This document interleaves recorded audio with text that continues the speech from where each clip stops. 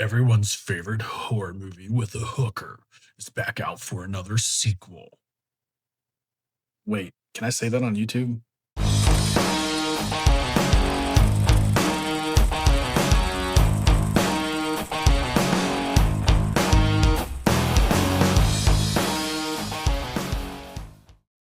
What's up, guys? It's Rusty Reels, and I'm here with the movie review today.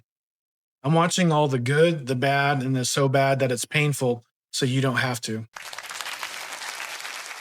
Today, we're diving into I Know What You Did Last Summer. This is the requel from 2025, and it's the latest attempt to revive the 90s slasher classic. As a 90s kid and a horror fan, I really appreciated the slasher revival that happened in the late 90s. You all may recall that the Scream movie kicked it off with Urban Legends and then this franchise. I was never a big fan of these movies like I am with Scream, but I do occasionally watch the first two movies maybe once a year. Many sequels followed, including the piece of shit movie that many people don't like. I'll always know what you did last summer. That movie was just trash. It's where the killer comes back as a ghost. But I actually enjoyed the sequel where it had the island set up. I know a lot of people don't like it. It was definitely a mediocre movie, but I did like the setup on the island plus Jack Black's character. I know he was polarizing, but sometimes he's funny. And this one he was probably annoying.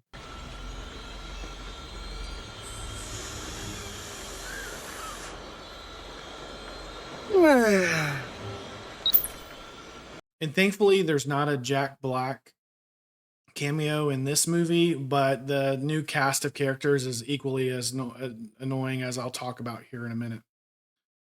So now in 2025, we have another requel here and reboot. This is aiming to hook new fans and also appease old timers like me, Rusty Reels. But does it work out? Let's find out. I'm going to talk about positives, mixed, negative, and then get into the spoilers at the end of it. Okay, I'll clearly mark the screen so there's no surprises for anybody. Let's get started. Starting off with the positives, I think I definitely have to hit on the nostalgia factor here. Not only do some of the original characters show up, there's callbacks to the original movie and then even other movies in the horror slasher genre from the 90s, like Scream. So I think horror fans will definitely enjoy that for the older generation. And I think, it'll be good for the new generation as well. And maybe if they go back and revisit the original movie, because what plays out, it's pretty clever without feeling too forced.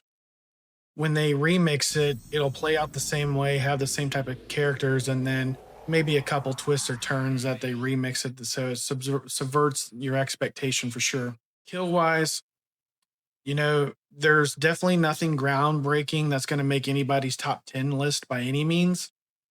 But the gore and practical effects, and there's enough carnage candy for everybody to satisfy horror fans.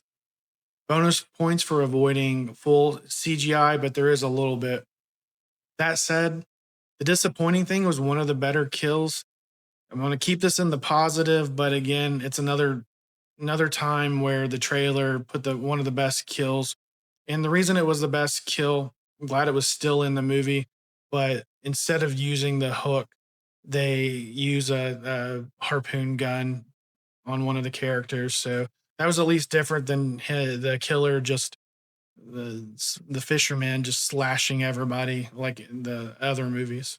Cinematography wise, I'll give them this. The coastal town shots in the daylight, they're very similar to the first movie, but they kind of mixed it up with the nighttime sequences with some of the things that they did with the lighting. There's also some bright, vibrant colors as well. So this helped polish the scenes and not make it feel exactly like the first movie. Again, gets back to remixing this a little bit. Moving on to the mixed, I'm gonna have to say the soundtrack. I noticed right off the bat, it's a Gen Z cast, TikTok vibes, pop heavy soundtrack. This really gets into the soundtrack and the style of the movie overall. Some will vibe with it. Otherwise, like me, I missed the 90s hard rock from the very first movie. Well, I think there was a little bit of that in the second movie. They probably moved in some of the Jamaican music with Jack Black's weed smoking character. So it's not bad. I would imagine Gen Z is going to enjoy that aspect of it if they like this movie and they're a horror fan, but it may just be off putting to fans of the original like me. So, on the plot setup, the other mixed thing is the mystery ties into modernizing the formula. I mentioned several times that they remix this, but it definitely feels predictable. And sometimes they try to subvert expectations. And sometimes it works, sometimes it just falls flat, especially on top of like bringing in this Gen Z cast. That's a little bit annoying, in my opinion. And again, it's just redoing the original characters over and slapping in some TikToks and some other in jokes to that culture. Moving on to the negatives, I definitely have a lot more negatives than I do the positives and mixed. So let's get started on that section. The direction and pacing, this movie just doesn't know if it's a slow burn mystery or a full throttle slasher. The first act to me personally was dragging a little bit in exposition, and I found myself like looking down at my phone to see what time it was a couple times. Versus the second act, it necessarily wasn't fast. I think it's more of the editing that I'll talk in more detail here in a minute.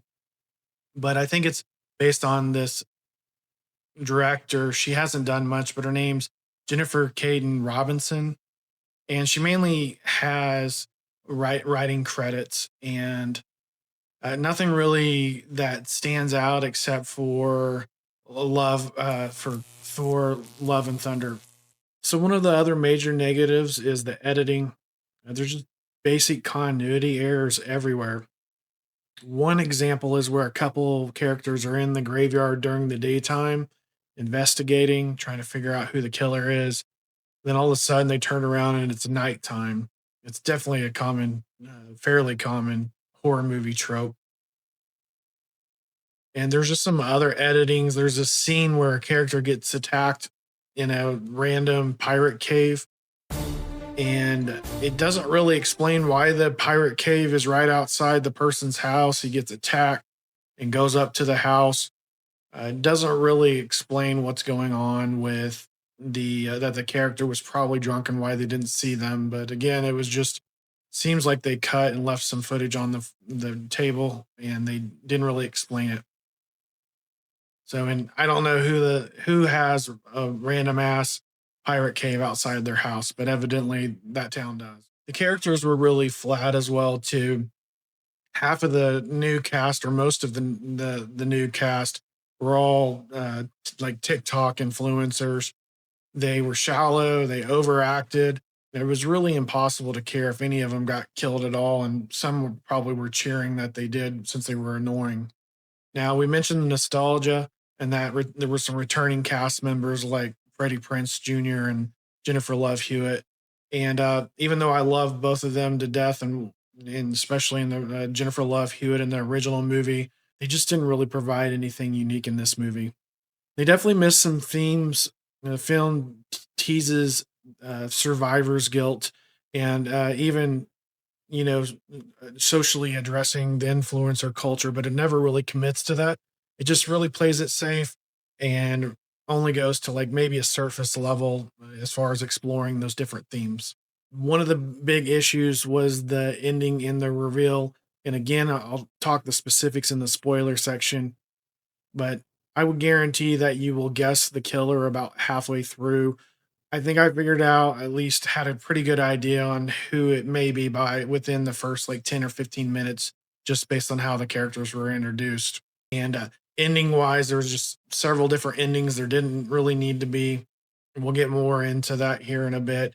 But just really the logic of that reveal didn't make sense. The reveal relies heavy on slasher logic, and it's just really underwhelming.